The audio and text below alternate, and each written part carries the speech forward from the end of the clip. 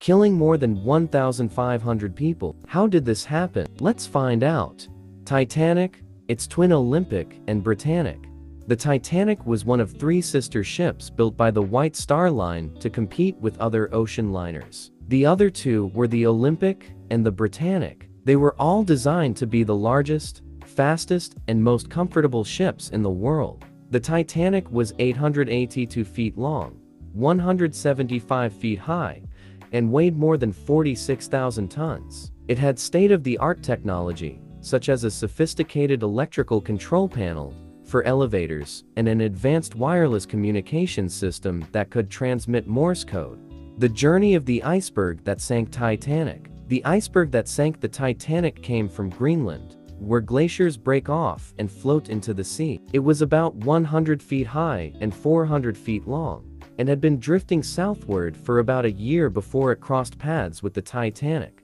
It was one of many icebergs in the area, which was unusual for that time of year. Some experts think that a combination of factors, such as warmer temperatures, lunar tides, and ocean currents, caused more icebergs to break off and travel farther south than normal.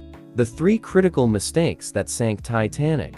The Titanic sinking was not caused by one single factor, but by a series of mistakes that made the disaster inevitable. Here are the three most critical ones. First mistake: the grand staircase.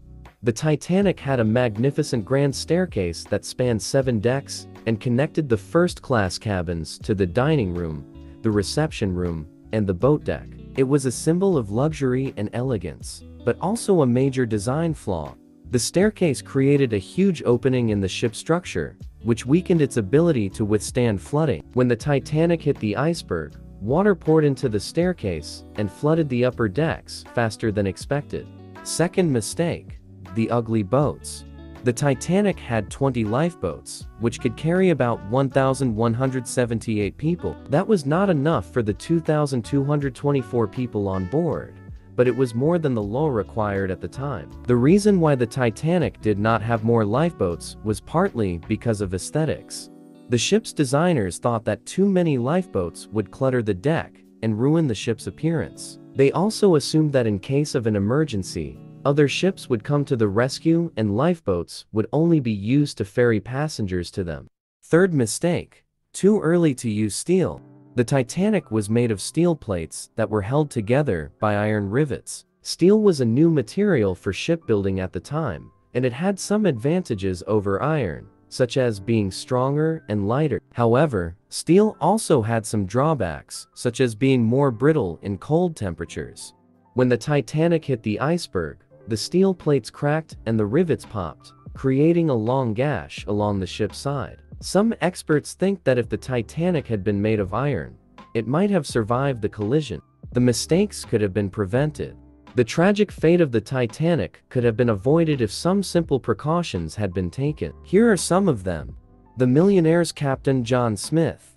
The captain of the Titanic was Edward John Smith, a veteran sailor who had been with the White Star Line for 38 years. He was well respected and trusted by his employers and passengers, many of whom were wealthy and influential people. He was also under pressure to make a good impression on his last voyage before retirement. Some believe that Smith was trying to beat the record of his sister ship, the Olympic, by arriving in New York ahead of schedule.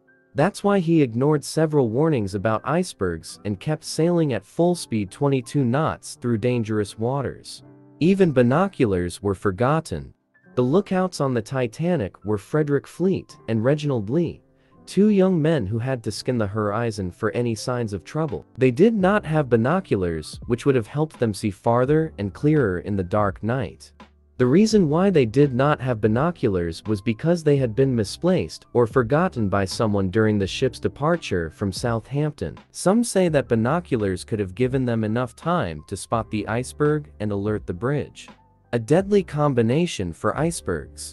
The night of April 14th was clear and calm, with no wind or waves. This might seem like good weather for sailing, but it was actually bad for spotting icebergs. Icebergs are easier to see when there is some contrast between them and the water, such as waves or spray. But on a calm night, they blend in with the dark sea and the bright stars. Also, the calm weather created a mirage effect, which distorted the horizon and made the icebergs appear smaller and farther away than they really were. The unforgivable mistake: the communication room. The Titanic had a wireless radio system that could send and receive messages over long distances. The radio operators were Jack Phillips and Harold Bride, two young men who worked for the Marconi Company, which provided the equipment and the service. They were not part of the ship's crew, and their main job was to handle messages for the passengers and the company. They were very busy that night, as they had a backlog of messages due to a technical problem earlier in the day. They also had to deal with a lot of interference from other ships in the area. As a result, they did not pay much attention to the iceberg warnings that were coming from other ships, such as the Californian, which had stopped its engines because of the ice.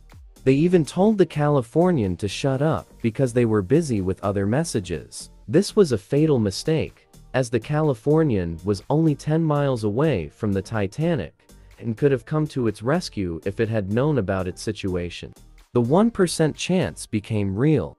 The Titanic hit the iceberg at 11:40 p.m. ship's time. The iceberg scraped along the ship's starboard side, damaging 6 of its 16 watertight compartments. The Titanic was designed to stay afloat with up to 4 compartments flooded, but not 6. The ship's architect, Thomas Andrews, quickly realized that the Titanic was doomed. He estimated that it would sink in about an hour and a half. He also calculated that there was only a 1% chance of such a collision happening. The crew, crushed under workload, made the biggest mistake. The crew of the Titanic tried to cope with the emergency as best as they could, but they faced many difficulties and made many mistakes. They did not have enough time to prepare the passengers and the lifeboats. They did not have clear instructions from the captain or the officers. They did not have enough training or experience with such a large ship and such a large number of people. They did not have enough communication or coordination among themselves or with other ships. They did not have enough information or understanding of what was happening or what to do. The first encounter between Titanic and iceberg. The first people to see the iceberg were Fleet and Lee, who were on duty in the crow's nest. They rang the bell 3 times and called the bridge on the telephone. They said, "Iceberg right ahead." The officer on watch was William Murdoch, who ordered hard a starboard turn left and full astern reverse engines. He also closed the watertight doors below decks. The Titanic turned slightly to port left, but it was too late to avoid a collision. The iceberg struck the ship's starboard right side, creating a series of holes below the waterline. Another wrong decision at the most critical point.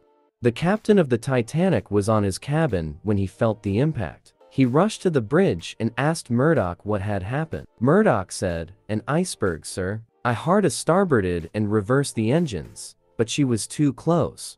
Smith then asked Andrews to inspect the damage and report back to him. Andrews told him that at least 5 compartments were flooded and that the ship would sink in less than 2 hours. Smith then ordered Phillips and Bride to send out distress signals using the wireless radio. He also ordered his officers to uncover and lower the lifeboats. Did the orchestra continue playing music while the ship was sinking? One of the most enduring legends about the Titanic is that its orchestra continued playing music until the very end, in order to calm down the passengers and keep them from panicking. This story has been repeated in many books, movies, and documentaries, but is it true? The answer is not so clear. There were 8 musicians on board, led by Wallace Hartley. They were not part of the crew, but they worked for an agency that supplied music for ships. They played in different parts of the ship during meals and social events. After the collision, they gathered on the boat deck and started playing cheerful tunes, such as ragtime and waltzes. Some survivors said that they heard them playing until the ship broke apart and sank, while others said that they stopped playing earlier or that they did not hear them at all. Another mistake while the ship was sinking. The Titanic had 20 lifeboats, which could carry about 1,178 people. That was not enough for the 2,224 people on board, but it was more than the law required at the time. The reason why the Titanic did not have more lifeboats was partly because of aesthetics. The ship's designers thought that too many lifeboats would clutter the deck and ruin the ship's appearance. They also assumed that in case of an emergency, other ships would come to the rescue and lifeboats would only be used to ferry passengers to them. The officers in charge of lowering the lifeboats were not well prepared or organized. They did not know how many people each boat could hold, or how to fill them properly. They also followed the rule of women and children first, which meant that many men were left behind, even if there was room in the boats. Some of the lifeboats were lowered before they were fully loaded, while others were overloaded. Some passengers refused to leave the ship, thinking that it was safer than the small boats. Some crew members prevented third-class passengers from reaching the boat deck, or gave them wrong directions. As a result, only 710 people survived in the lifeboats, while more than 1,500 people died in the sinking. If you subscribe, I can add more value to you, and if you want my mom to be proud of me, you can like my video.